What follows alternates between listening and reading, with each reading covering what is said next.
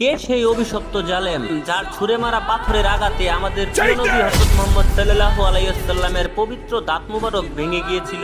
সেই পাষাণ হৃদয়ের মানুষটির নাম হলো উতবা বিন আবি ওয়াক্কাস। উহুদের সেই বিভীষিকাময় সময়ে যখন মানুষ প্রাণের ভয়ে দিশেহারা, ঠিক তখনই সেই পাষণ্ড জালেম আমাদের নবী সাল্লাল্লাহু আলাইহি ওয়াসাল্লামের দিকে সজোরে এক পাথর নিক্ষেপ করেন। যেই পাথরের আঘাতে আমাদের প্রিয় নবী হযরত মুহাম্মদ সাল্লাল্লাহু আলাইহি ওয়াসাল্লামের নিচের পাটির দুইটি দাঁত শহীদ হন এবং তার পবিত্র মুখমণ্ডল রক্তে ভিজে যায়।